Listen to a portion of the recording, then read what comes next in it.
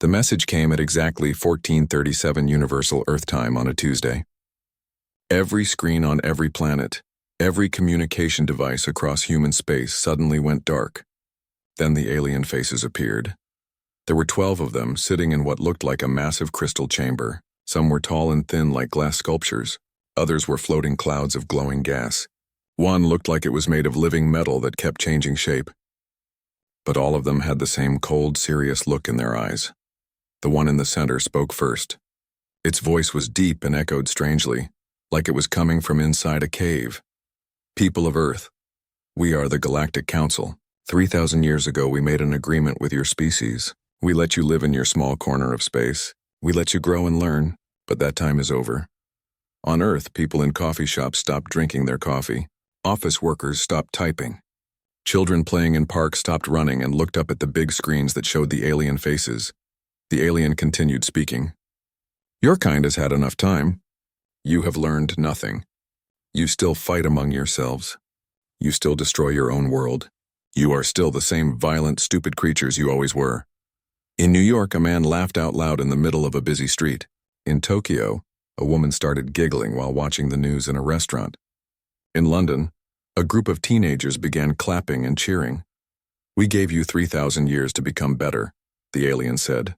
Its metal face was now bright red with anger. But you wasted that gift. So now the Galactic Council declares war on humanity. You have 30 of your days to surrender. If you do not, we will destroy every human in the galaxy. The screen showed the 12 aliens standing up. Their crystal chamber was huge, bigger than any building on Earth. Behind them, the stars themselves seemed to move and change color. This is your only warning, the alien finished. Surrender or die. The screens went black. For a moment, there was silence everywhere on Earth. Then the laughter started. It began small. A few people here and there chuckling quietly. But it grew quickly. Soon, whole crowds of people were laughing so hard they could barely breathe. News reporters tried to stay serious, but even they started smiling. In the White House, President Maria Santos watched the message with her military leaders. When it ended, she looked around the room. Everyone was trying not to laugh. Well, she said finally, it's about time. General Harrison, the oldest person in the room, started laughing first. Then everyone else joined in. Even the serious-faced Secretary of Defense was wiping tears from his eyes. Should we send a reply? Asked the communications director. President Santos thought for a moment. Yes, send them one word. Finally. Outside the White House, crowds were gathering. But these were not scared, worried crowds. These were people celebrating. Someone had brought speakers and was playing music. Others were dancing. A few people had signs that read, "Welcome to the party," and "Took you long enough." The same thing was happening all over the world. In Paris, people were having an impromptu street festival. In Moscow, someone had started fireworks. In Cairo, a man was selling t-shirts that said, "I survived the alien ultimatum and all I got was this lousy t-shirt." The news reporters were having a hard time. They kept trying to sound scared and serious, but the people they interviewed just kept laughing. "Sir, how do you feel about this declaration of war?" One reporter asked a man in Chicago. "Honestly?" The man said, still chuckling. "I'm excited. We've been waiting for this for so long." "Waiting for what?" "For them to finally grow a backbone," the man replied. "Do you know how boring it's been for 3,000 years? Just sitting here waiting for them to work up the courage to visit us again." Similar interviews were happening everywhere. A woman in Sydney said, "My great-great-grandmother used to tell stories about the last time they came. She said it was the most fun humanity ever had." An old man in Mexico City was more direct. "Those aliens think they're scary?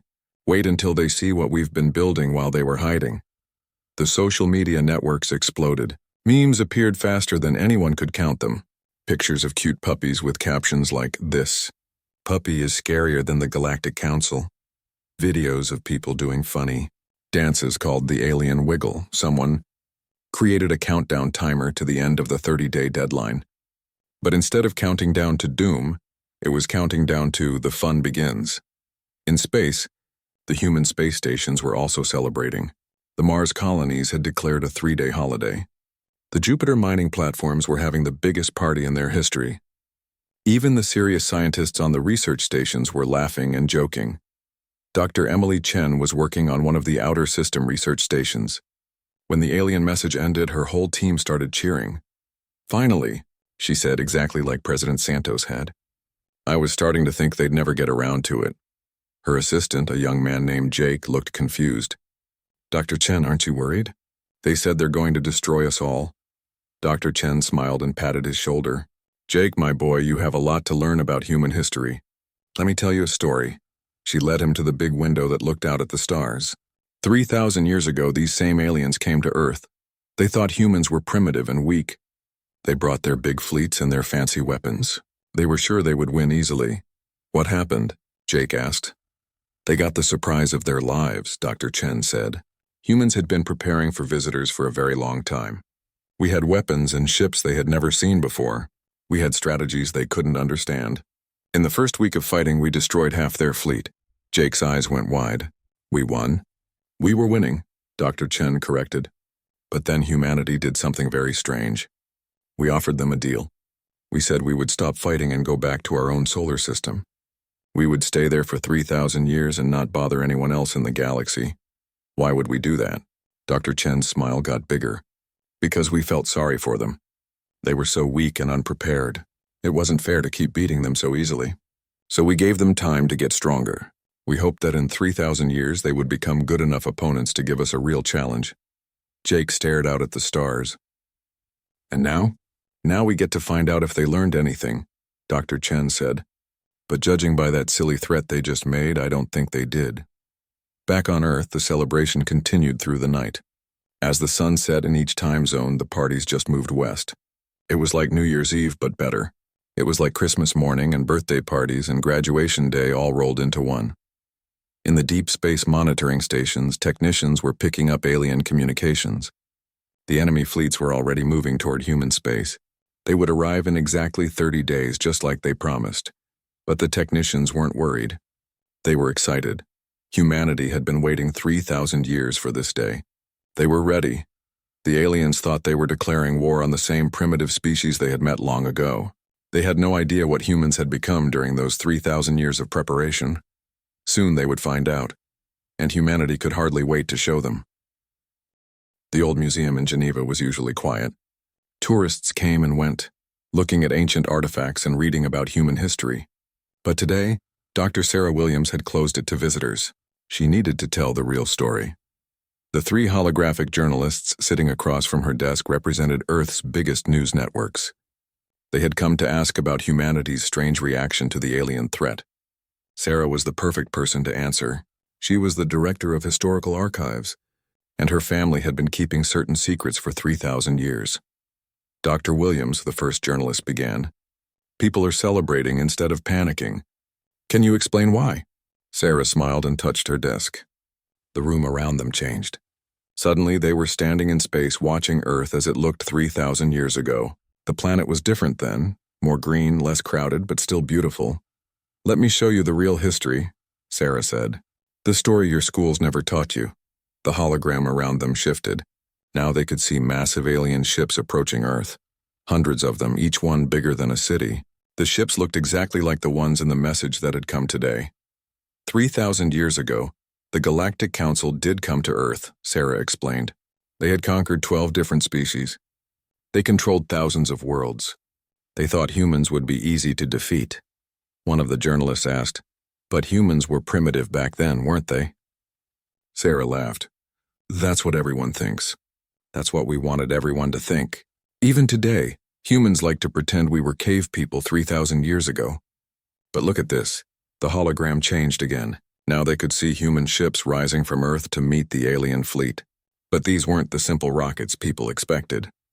These ships were beautiful and impossible.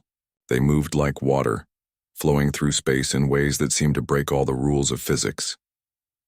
Humans had been preparing for aliens for much longer than 3,000 years, Sarah said.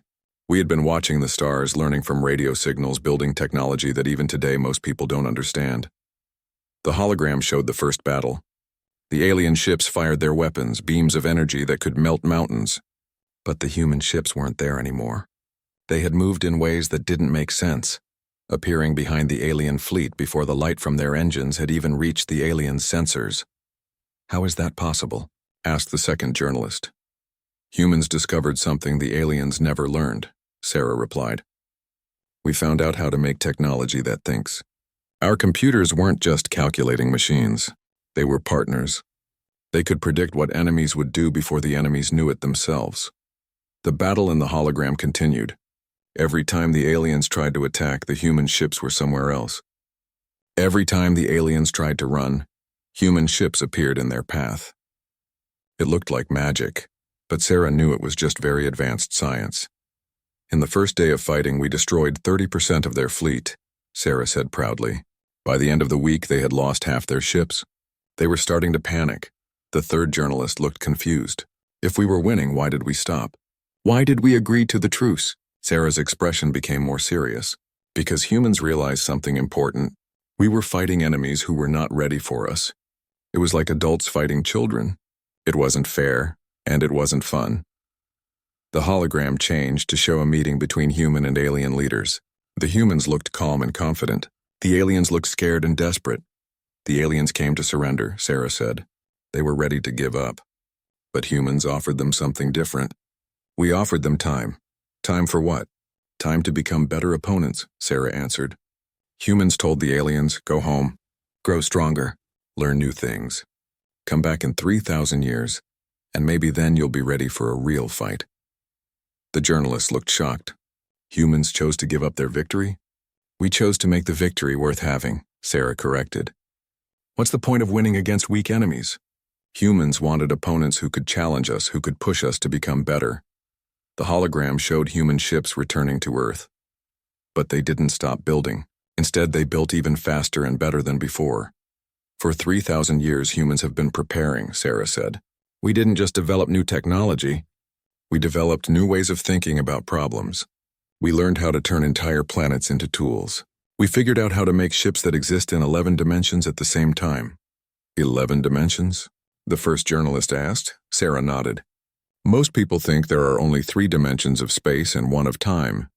But there are others, hidden dimensions that most species never discover. Humans found ways to use them all. The hologram showed Jupiter, but not as it looked today. This Jupiter was covered in metal structures. The whole planet was a factory, building ships that were too complex for normal space to contain. We turned Mars into the greatest military academy in the galaxy, Sarah continued. Every human who wanted to could learn strategy, tactics, and warfare from the best teachers we could create. Not just human teachers. We built artificial minds that could think like every alien species we had ever met. The scene changed to Mars, showing vast training grounds where humans practiced, fighting against holographic aliens that looked and acted exactly like real ones. We hollowed out Earth's moon and filled it with the most powerful computer systems ever built, Sarah said. These computers could simulate entire wars, testing millions of different strategies to find the best ones. The moon in the hologram opened like a flower, revealing incredible machinery inside that sparkled with lights and energy. But the most important thing we developed wasn't technology, Sarah said quietly. It was patience. For 3,000 years, humans have been waiting. Every generation knew that someday the aliens would come back. Every generation prepared for that day. And now that day is here, the second journalist said. Yes, Sarah agreed, and humans are ready. The hologram changed one more time. Now it showed the human solar system as it really looked today. The journalist gasped.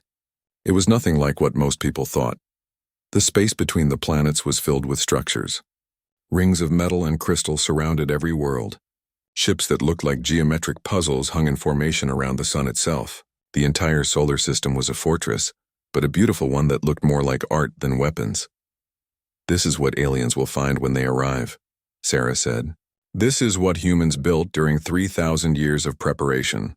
The third journalist asked the obvious question, will we win? Sarah smiled. The question isn't whether we'll win. The question is whether we can finally teach the aliens how to fight well enough to make the war interesting. She touched her desk again, and the hologram disappeared. They were back in the quiet museum, surrounded by old artifacts that told the fake history most people believed. Dr. Williams, the first journalist said slowly, why is this the first time we're hearing this story? Because humans learned something else during those 3,000 years, Sarah replied. We learned that sometimes the best weapon is surprise. The aliens think they're attacking the same primitive species they met before. They have no idea what we've become. And when they find out, Sarah's smile became dangerous. When they find out, they'll understand why humans were laughing at their declaration of war. They'll understand why we've been waiting so patiently for them to come back. She stood up and walked to the window, looking up at the sky where somewhere alien fleets were racing toward Earth. They wanted to give us 30 days to surrender, she said. Instead, they gave us 30 days to finish our final preparations. In 30 days, the Galactic Council is going to learn why humans are the most dangerous species in the galaxy. The journalists left with their story, but Sarah stayed at the window. She was thinking about her great-great-grandmother, who had fought in the First War. She was thinking about all the generations who had prepared for this moment. Soon, very soon, humanity would show the galaxy what 3,000 years of preparation could accomplish. The aliens thought they were starting a war. They had no idea they were about to receive the most important education of their lives. Admiral Zephyr of the Crystal Dominion had fought in 100 wars. His crystalline body had been grown in the finest military gardens of his homeworld. His mind was sharp like a diamond blade, trained to see every detail of battle. He commanded the largest fleet in the Galactic Council's armada, 3,000 ships, each one capable of destroying a small planet. As his fleet approached the human solar system, Zephyr felt confident. The other council members had argued about strategy for weeks, but Zephyr knew it was simple. Humans were still the same weak creatures they had always been. This would be over quickly. "Admiral," his second-in-command called out, "we are approaching the outer edge of the human system. Long-range sensors show nothing." Zephyr's crystal face flashed with annoyance. "Nothing? That's impossible. Where is their planet? Where are their ships?" The second-in-command checked his instruments again. "Sir, I'm reading massive gravitational distortions throughout the system. It's like space itself is bent and twisted, but I don't see any planets or artificial structures." "Show me," Zephyr commanded. The main screen lit up with a view of empty space. Where Earth's sun should be burning brightly, there was only a strange shimmer in the darkness. Where planets should be orbiting in clear paths, there were only swirling clouds of energy that made no sense.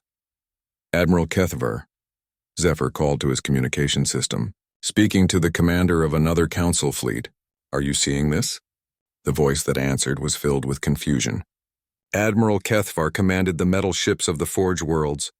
His mechanical brain was built to understand technology, but even he sounded puzzled.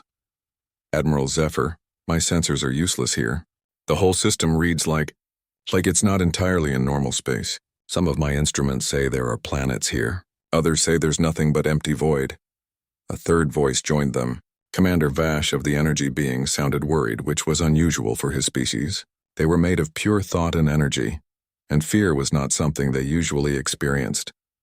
"Something is wrong," Vash said. "My people can sense minds across vast distances, but in this system I sense nothing. It's like there are no living beings here at all." Zephyr made a decision. "All fleets maintain formation and advance. Whatever tricks the humans are using, they cannot hide from the combined might of the Galactic Council." The massive alien armada moved forward, 12 different fleets from 12 different species, representing the military power of thousands of worlds. They had never lost a war. They had conquered every enemy they had ever faced. They flew into the human solar system expecting to find targets to destroy. Instead, they found empty space that played tricks with their minds. "Admiral," Zephyr's second-in-command called out suddenly, "I'm detecting movement, but it doesn't make sense. Explain." "The computer says there are ships around us, but when I look at the screen, I don't see anything. When I look away from the screen, I think I see shadows moving at the edge of my vision." Zephyr looked at his own displays. The tactical computer was showing red dots everywhere, hundreds of them, thousands of them. But when he looked out the windows of his ship, he saw only empty space. "All fleets report," he commanded. One by one, the other admirals reported the same thing. Their computers detected human ships, but their eyes and cameras saw nothing. Then, as if someone had thrown a switch, the human ships appeared. They were nothing like the ships from 3,000 years ago. These vessels looked like they had been designed by artists who had gone insane. Some ships were perfect geometric shapes that hurt to look at directly. Others seemed to change form constantly. shifting between different configurations that should have been impossible for solid matter. The strangest thing was that they didn't seem to be entirely there. Even when Zephyr could see them clearly, part of his mind insisted they were still invisible. It was like looking at something that existed in more dimensions than his eyes could handle. "Admiral," his weapons officer reported, "I'm having trouble getting a target lock. The computer can't decide if the human ships are real or not." Before Zephyr could respond, the human ships moved. They didn't accelerate like normal ships. They didn't turn or roll or change direction in ways that made sense. Instead, they simply were in one place and then they were in another place, as if they had stepped through invisible doors in space. "Impossible," whispered Admiral Kethvar over the communication channel. "Nothing can move like that. They're breaking the laws of physics." Commander Vash's voice was full of fear now. "I can sense their minds now. There are humans on those ships, but their thoughts are moving in 11 dimensions. I don't understand how consciousness can exist in that many dimensions." Zephyr tried to stay calm. He had fought strange enemies before. "All ships open fire. Destroy them before they can attack." The combined firepower of the Galactic Council's armada lit up space like a small star. Energy beams that could melt continents, plasma torpedoes that could crack moons, and gravity weapons that could collapse matter itself, all of it aimed at the human fleet. Every shot missed. The human ships were simply not there when the weapons arrived. They had moved to new positions without crossing the space in between. The massive alien attack struck empty vacuum and dissipated harmlessly. Then the humans returned fire, but they didn't use energy weapons or missiles. Instead, reality around the alien ships began to change. Zephyr watched in horror as some of his vessels began to stretch and twist, as if space itself was becoming elastic. Other ships simply stopped existing. Not destroyed, not exploded, just gone. "What are they doing to us?" Admiral Kethvar screamed over the communication channel. Before anyone could answer, a new voice joined their conversation. It was a human voice, calm and friendly, speaking in perfect galactic standard language. "Good morning, everyone. This is Admiral Sarah Chen of the Human Defense Force. I hope you're all having a pleasant trip to our solar system." Zephyr's crystal form flashed with rage. "Human, surrender now and we might let some of your species live." Admiral Chen laughed, and her laughter sounded genuinely amused. "Admiral Zephyr of the Crystal Dominion, right? I've been studying your tactics for about 200 years now. You always try to intimidate enemies before fighting them. It's a good strategy against most species, but humans don't intimidate easily." "How do you know my name?" Zephyr demanded. "We've been watching you for 3,000 years, Chen replied. "We know all your names, all your strategies, all your weaknesses. We know that Admiral Kethvar always attacks from the left flank. We know that Commander Vash likes to use mind tricks. We know that the Hive Queen prefers swarming attacks. Should I continue?" The alien admirals fell silent. It was true. Everything she had said was exactly what they had planned to do. "Here's what's going to happen," Admiral Chen continued. "You have two choices. You can surrender now and we'll show you something amazing, or you can keep fighting and we'll show you why humans spent 3,000 years preparing for this moment." Admiral Zephyr made his choice. "All fleets, attack. Show these humans the power of the Galactic Council." The battle that followed lasted exactly 47 seconds. The alien fleets charged forward with everything they had. They used tactics that had conquered 100 worlds. They used weapons that had destroyed entire civilizations. None of it mattered. The human ships moved through space like dancers, always exactly where they needed to be, never where the alien weapons were aimed. When they attacked, they didn't just destroy enemy ships. They made them impossible. Vessels that had existed for centuries simply stopped being real. Some alien ships found their own weapons turning against them, as if the humans had reached into their computers and rewritten the programming. Other ships discovered that their armor had become as fragile as paper, though their instruments insisted everything was working perfectly. The worst part was the efficiency. The humans weren't fighting with anger or hatred. They were fighting like surgeons, making precise cuts to remove problems. Every move was calculated. Every attack was perfect. It was like watching a master artist create a painting, except the paint was made of exploding starships.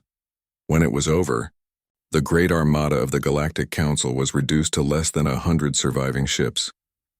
The humans had not lost a single vessel. Admiral Chen's voice returned to their communication channels. "Well, that was educational. Admiral Zephyr, are you still with us?" Zephyr's ship had survived, though most of his fleet was gone. We surrender, he said quietly. Excellent choice, Chen replied. Now let me show you something that will change how you think about everything. The space around the surviving alien ships shimmered and changed.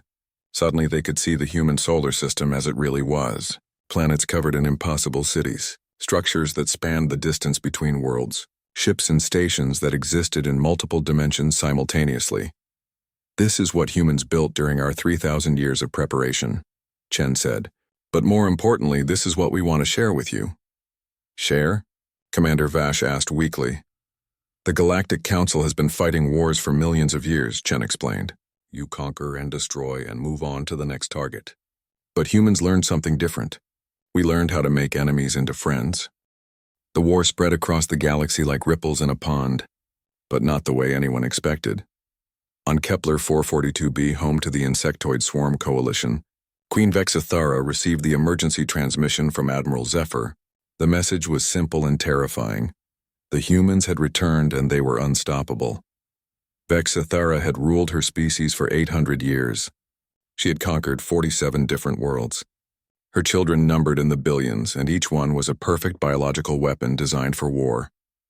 She did not know fear until now. Prepare the grand swarm, she commanded her generals. Every warrior, every ship, every weapon we possess. If the humans want to fight, we will give them a war that will burn across the stars. 3 days later, the human fleet arrived at Kepler 442b, but they didn't attack. Instead, they sent a message. Not to Queen Vexithara in her fortress palace, but to every individual member of her species. The message bypassed all military communications and spoke directly to each swarm member through their neural links. Hello, the message said in perfect swarm speech. My name is Dr. Elena Rodriguez, and I'm a human biologist. I've spent the last 50 years studying your species, and I have to say, you're absolutely fascinating. In her throne room, Queen Vexithara shrieked with rage. How dare they speak to my children directly? Attack them now! But her warriors hesitated. The human voice continued. I know your queen has told you that humans are weak and stupid, but let me share something with you. We've discovered how to improve your biological design. We've found ways to make you stronger, smarter, and more beautiful than you ever imagined. On the screens around the throne room, images began appearing. They showed swarm warriors, but not as they currently existed.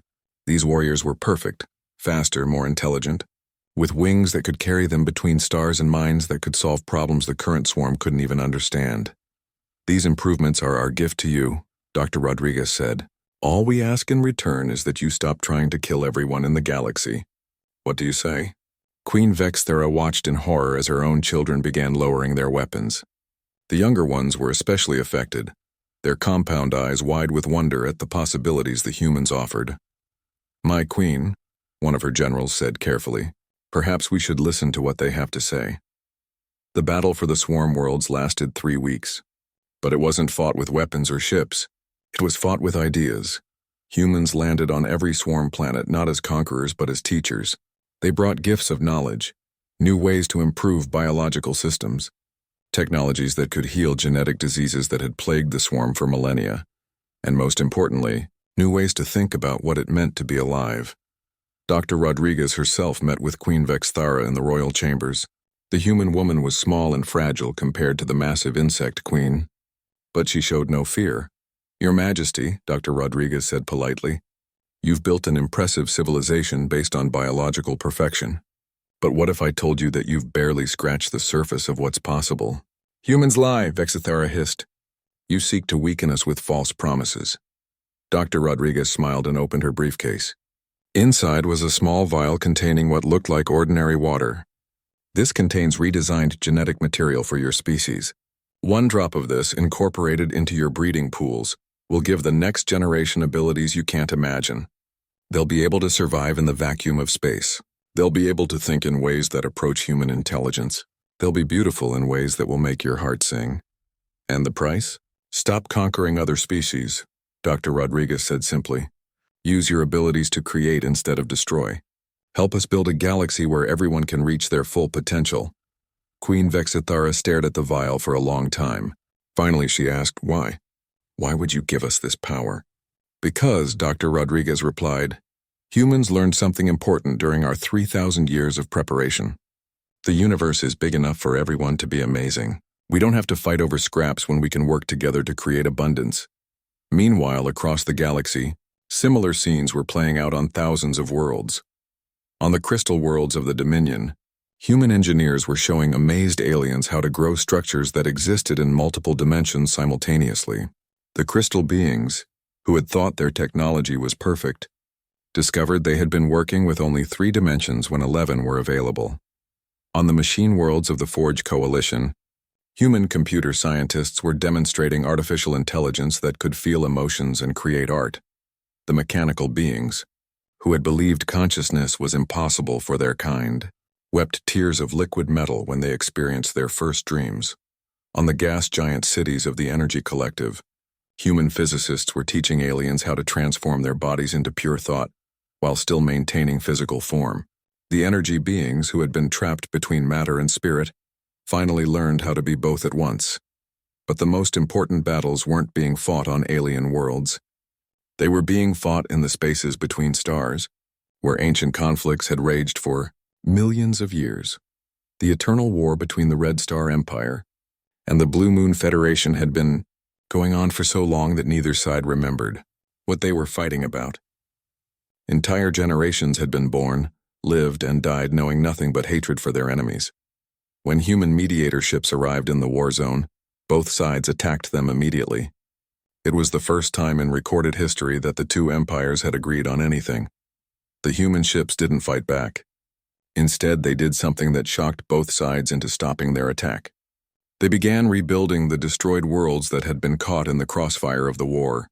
Captain Marcus Webb, commanding the human vessel Peaceful Solution, sent a message to both fleets. "We're going to fix what you've broken. You can keep fighting if you want, but you'll have to shoot through the refugee camps we're building on these dead worlds." The Red Star Admiral Cathal was furious. "Human, this is not your war. Leave immediately or be destroyed." The Blue Moon Commodore Zalani agreed with her ancient enemy for once. "These worlds are strategic positions. You cannot simply decide to rebuild them." Captain Webb's response was broadcast to both fleets. "Watch us." What followed was the most beautiful display of construction anyone in that star system had ever seen. Human ships that could manipulate matter at the molecular level began rebuilding atmospheres on dead worlds. Planets that had been lifeless rocks for centuries suddenly bloomed with forests and oceans. But the humans didn't stop there. They began rescuing survivors from the war. Red Star refugees who had been trapped on destroyed worlds, Blue Moon civilians who had been living in underground shelters for decades. They brought them all to the newly rebuilt planets and taught them to live together. Admiral Cathal watched in amazement as human doctors treated wounded. Red Star soldiers using Blue Moon medical techniques that the humans had somehow learned and improved. Commodore Zalani was stunned to see human engineers building homes that incorporated the best architectural styles from both civilizations. "How?" Cathal asked during a communication with the human captain. "How do you make enemies work together?" Captain Webb's answer was simple. "We give them something more important to fight for than their old hatred. We show them what they could build together instead of what they could destroy apart." The war between the Red Star Empire and Blue Moon Federation ended 3 months later, not with a peace treaty, but with a joint declaration of alliance. The two former enemies announced they were combining their knowledge to explore new galaxies beyond the edge of known space. Similar transformations were happening everywhere humans went. Ancient tribal conflicts on primitive worlds were resolved when humans showed the tribes how to terraform dead planets instead of fighting over living ones. Territorial disputes between spacefaring civilizations ended when humans demonstrated technologies that could create new solar systems from cosmic dust. The humans had turned war into education, conquest into cooperation, and enemies into students. But the most important lesson was still to come. On the capital world of the Galactic Council, the remaining leadership was meeting in emergency session. Reports were coming in from across the galaxy. Everywhere humans went, conflicts ended and cooperation began. Species that had been enemies for millions of years were working together on projects that would have been impossible alone. "They're not conquering us," said Counselor Vorth of the Stone Singers, his rocky voice filled with confusion. "They're changing us, making us better. This is worse than conquest, declared Counselor Nith of the Void Hunters. They're making us obsolete. If all conflicts can be resolved through cooperation, what need is there for warriors? What need is there for the strong to rule the weak? The oldest member of the council, ancient Zul'Gorim of the first race, had been silent throughout the meeting. His species was so old that they had forgotten their own origins. They had ruled the galaxy before any of the other council members had even evolved intelligence. Finally, he spoke. I have seen the rise and fall of 10,000 civilizations. I have watched species destroy themselves and others destroy their enemies. But I have never seen anything like this. The final confrontation came not with the thunder of weapons, but with the whisper of a question. On the ancient fortress world of Galactic Prime, the last holdout members of the council had gathered in their most secure stronghold. The immutable citadel had never fallen in 10 million years of war. Its walls were made from compressed neutron stars. Its shields could deflect the energy of an exploding sun. Its weapons could crack planets in half. Inside the citadel's central chamber, the surviving council members sat in desperate conference. Ancient Zul'Gorim of the first race, Counselor Nith of the Void Hunters, and Supreme Chancellor Kragoth of the Iron Throne, the three most powerful beings in the known galaxy. They've taken everything, Nith said, his voice bitter with defeat.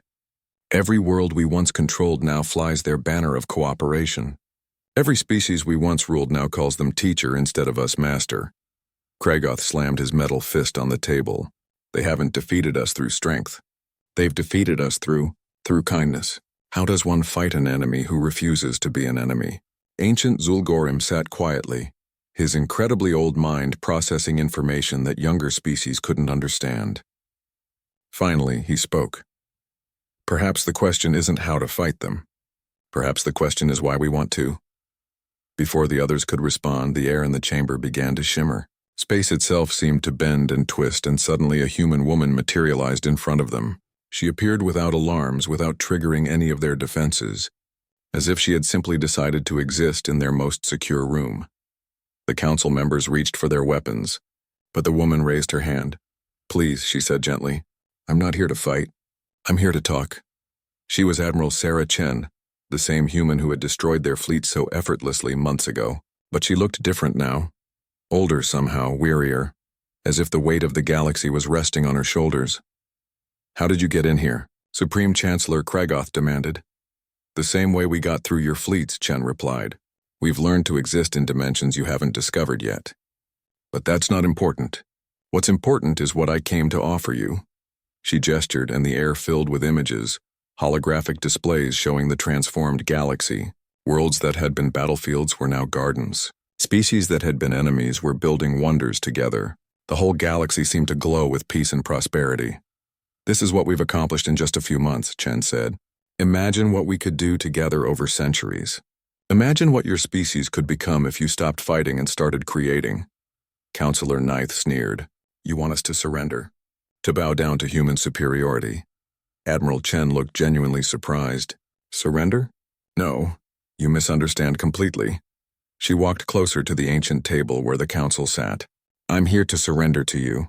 The three council members stared at her in shock. What? Ancient Zul'Gorim whispered. Chen smiled sadly. Humanity surrenders. Completely and unconditionally we give up. You win. This is a trick, Kragoth said suspiciously. No trick, Chen replied. We surrender. But our surrender comes with conditions. Explain. Zul'Gorim commanded. Admiral Chen touched the table, and it transformed into a massive computer interface. Data began flowing across its surface. Information beyond anything the council had ever seen. These are the complete technological archives of humanity, she said. Every scientific breakthrough we've made in 3,000 years. Every piece of knowledge we've discovered. Every innovation we've created. All of it, the data was overwhelming. Technologies for reshaping matter at the quantum level. Methods for traveling between dimensions. Techniques for creating artificial consciousness that could dream and feel and love. Sciences for healing any disease, extending any lifespan, perfecting any biological system. We're giving it all to you, Chen continued. Every secret, every discovery, every advancement. Complete access to everything that makes humanity powerful. Ancient Zul'Gorim studied the data with his incredible mind. This, this would make any species the masters of the galaxy. Why would you give this away? Because, Admiral Chen said quietly, we've learned that the greatest victory isn't defeating your enemies. It's making it impossible for enemies to exist at all. She gestured again, and the holographic displays changed. Now they showed not just the current transformed galaxy, but projections of the future. Civilizations working together to build structures that spanned between stars. Species combining their unique abilities to solve problems no single race could handle alone. Entire galaxies being terraformed and filled with life. This is what becomes possible when species stop fighting and start cooperating, Chen said. This is what we're offering you. Not defeat but transformation. Not conquest but evolution. Supreme Chancellor Kragoth was studying the technical data. His mechanical brain was processing information faster than organic minds could follow. These technologies, they're not just advanced. They're beautiful. Like poetry written in mathematics. That's exactly what they are, Chen agreed.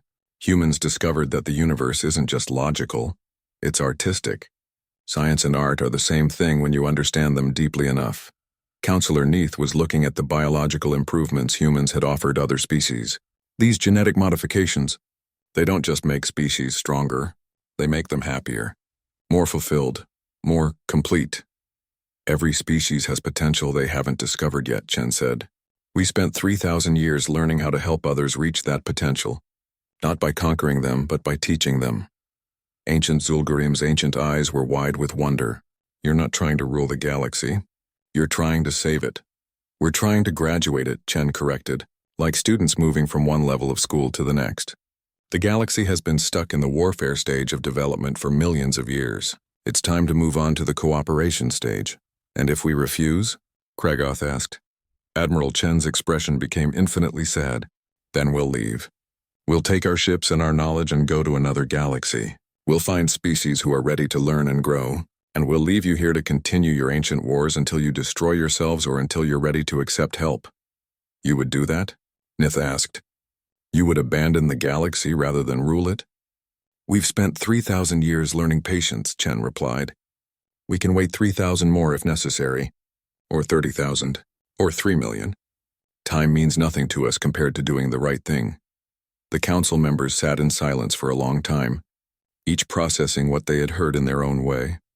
Finally, ancient Zul'Garim spoke. Admiral Chen, in all my eons of existence I have seen countless species rise and fall. Most destroy themselves with their own power. A few learn to use their strength wisely, but I have never seen a species deliberately give away their advantages to help their enemies.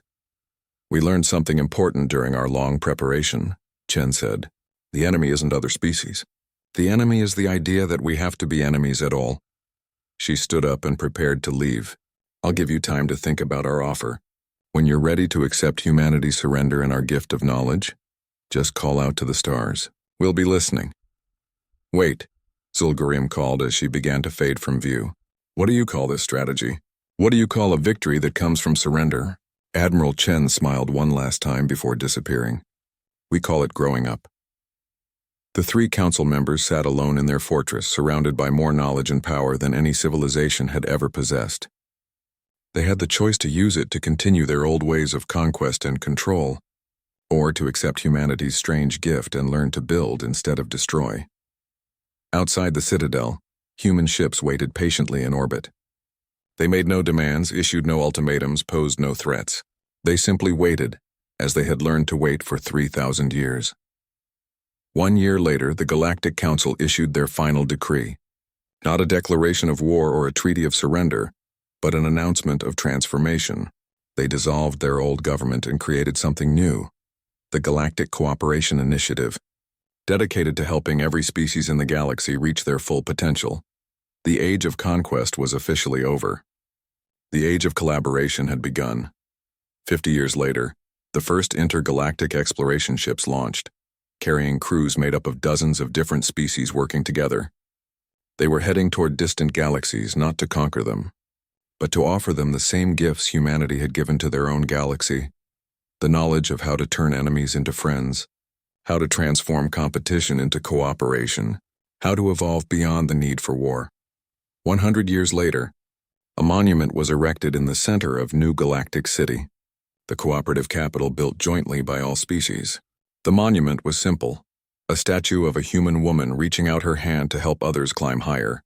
The inscription read, "To Admiral Sarah Chen and the humans, who taught us that the greatest victory is helping your enemies become your friends." But the humans were no longer there to see it. True to their word, they had left for distant galaxies once their work was done, carrying with them the endless patience they had learned over 3,000 years of preparation.